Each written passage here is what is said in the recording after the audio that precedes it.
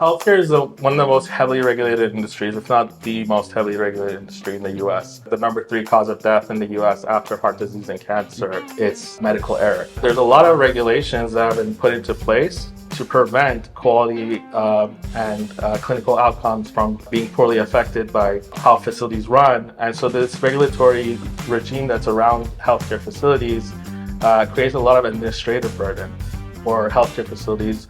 Combined with the chronic staffing issues they've been having for the past few decades, it's nearly impossible for them to keep up with all these changing regulations. First issue is actually understanding what the requirements are and what the regulations are for a specific jurisdiction. But the first is understanding what do we need to do? What is required of us? How do we make sure we get paid? How do we make sure we provide the best quality of care?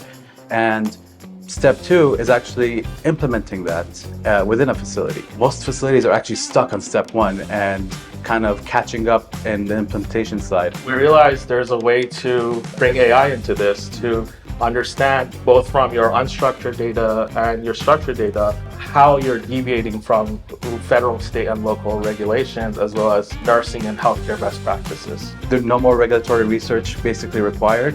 Our software understands the jurisdiction and type of facility of the customer and is tailored completely to them. So we're constantly 24/7, 365 checking that information, making sure that whatever you're going to be submitting to the government, whatever you're doing on a daily basis in your facility is in compliance with federal, state, local regulations, sub-regulatory guidance, as well as healthcare and clinical best practices. As we integrate with their internal systems, we actually work on automating step 2 as well, such as creating policies and procedures for these facilities, monitoring the journey of patient care from admission all the way to discharge. Basically, we give more time to the clinicians to spend with patients. AI can really serve as a second pair of eyes on your compliance operation and any other operation going in our facility. As long as we can capture that data, and with multimodal models, we have different types of data that we can capture.